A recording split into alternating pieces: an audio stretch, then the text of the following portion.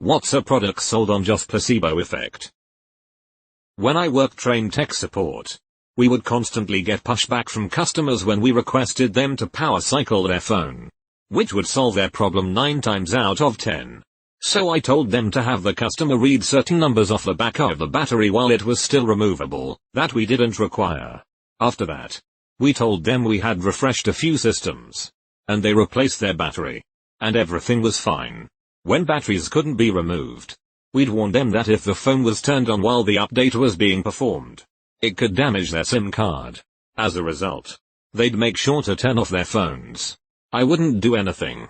They'd switch it back on, and everything was fine. But what if I told them to reboot their phones? There's no way. I work with computer tech support. I tell them to open command prompt and type shutdown S. It makes them feel like I'm doing something technical and I don't have to deal with resistance. My kid was having trouble sleeping and asked if I had anything that could help her. I told her about melatonin and went to my car to get her some. Surprise. Surprise. I returned and handed her a Tic Tac. The next day, she yelled at me because she went to sleep right away after taking it and couldn't wake up the next day. She was drowsy all day. I had a good laugh at my own expense. Anyone else have a brain fart trying to figure out what CRR was an acronym for? When I deliver commissioned creative work the same or next day, folks assume I didn't spend enough time on it. People are thrilled if I wait 3 days to drive because they feel I worked on their assignment non-stop even if I was finished a day or two before. If it's a digital thing that they're bound to criticize and send back, make an obvious mistake, they point out the mistake and send it back. Often people just don't want to accept the first copy on these types of things. Back in the late 1990s I programmed an online ordering website for one of my company's clients. When it went live they started receiving orders right away. But also were getting a lot of customers calling in saying the order didn't go through, when in fact it had. After enough customer feedback had been gathered we realized that the reason people thought the order form wasn't working was that it was processing the orders too quickly. The solution? I programmed a 3-second delay before the confirmation screen loaded. That delay served absolutely no purpose other than to give customers a sense that something was happening behind the scenes. It worked. The complaints ceased. Yep, this happens all the time. There was an airport where people complained that their luggage didn't arrive fast enough after they got off the plane. So the airport, instead of changing the luggage arrival time, simply routed the passengers through a circuitous path that added some delay to the time they arrived at baggage claim. Passengers' satisfaction went up even though nothing really changed. Any water that claims to be extremely alkaline. Wasn't there a celebrity who was saying, "Oh yes, I drink alkaline water every day with a bit of lemon juice for taste," which the acid in the lemon juice would neutralize the alkalinity, making it water with a bit of lemon flavor. Products claiming to detoxify your body. No. Your organs flush most things out the system itself. It's pretty ironic. Best way to detox is to stop consuming shit and they sell you a detox that is full of shit. When you hand a disconnected controller to your younger brother after he or she begged to join the game. When my kids were light and wanted to play, I'd hand them the broken ones. Or just not plug the cord in. Worked until they were about 5. Those rubber athletic bracelets with the copper in them. Right when COVID started there was a bunch of copper rods, Copper Zap being one, that were sold that can stop COVID in its tracks. My mom sent me a link to a copper lugnet she wanted to buy that she was going to, I guess, stick up her nose. I explained that copper can kill many things but only on contact.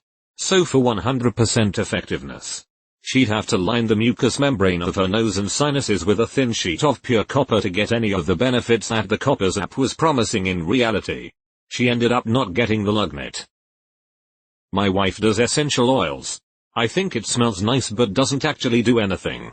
Not true. Concentrated essential oils can cause chemical burns, allergic reactions, and straight up poisonings in humans. In high school, I worked at a children's birthday party venue for a number of years.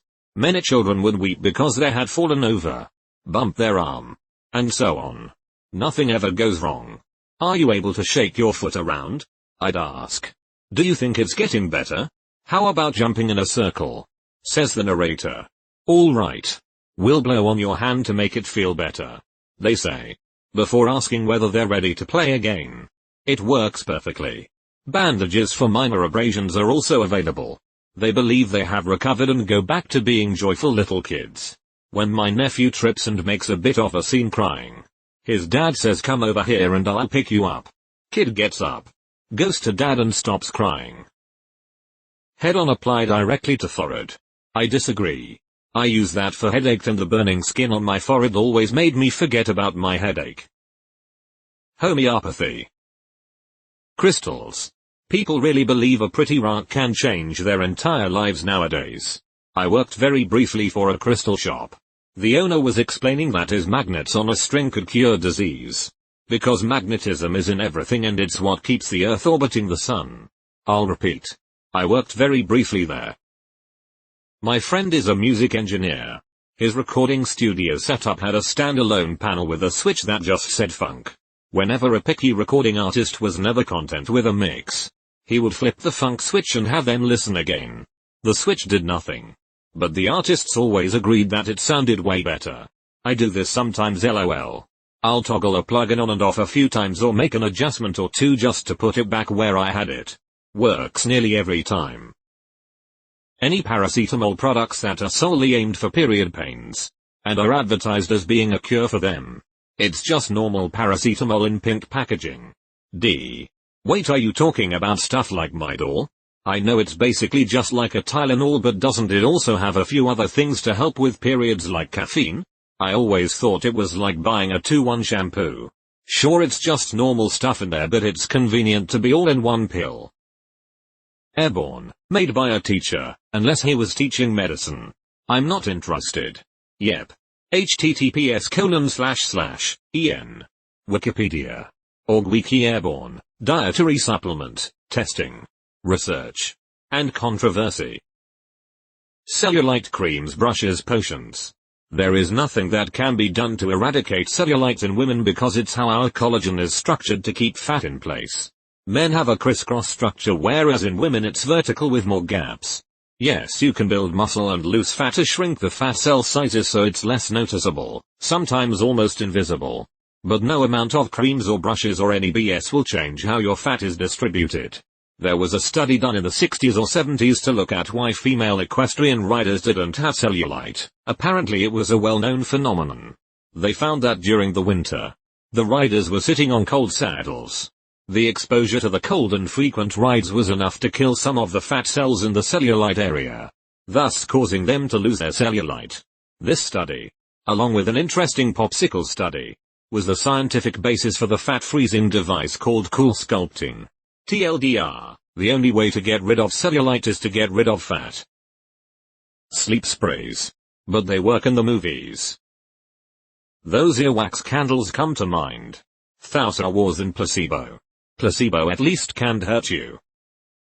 Your attitude toward poor luck. Bad events are remembered more vividly by the human brain than happy ones. As an example, you can claim that your told luck is usually bad, whereas in actuality you only get caught in traffic 20% 50% of the time. I mean, there's really no evolutionary upside to being an optimist when you're still very much on the menu. Colloidal silver is sold primarily as a placebo cure for everything, despite not being considered safe or effective against anything. My mom used it on her dog's eye infection. The dog is now blind in that eye. Those copper bracelets that claim to do some magnetic bullshit to improve your joints and flexibility or some nonsense. Homeopathy, of course. Pacifiers. My 2-month-old thinks he has my boob in his mouth. But I'm actually browsing email 10 feet away. What a fool. Penis enlargement pills. That's not what hot, sexy singles in my area tell me. Salt lamps. When I was a kid I licked a salt lamp to check if it was actually made out of salt. It was. Phenylephrine as a decongestant. It was introduced to the market after pseudoephedrine became harder to buy due to it being used to make methamphetamine. But phenylephrine just doesn't work at normal dosage levels. This explains why present-day decongestants never seem to do anything when I get sick. Homeopath and essential oils. Crystals that supposedly have healing properties. Cleanses. If your liver and kidneys aren't doing it, Some random powder from Whole Foods isn't gonna help.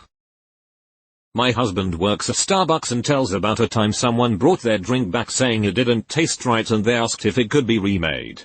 Husband said no problem. To just leave the wrong one on the counter. Customer went to the restroom and came out. Grabbed the original drink.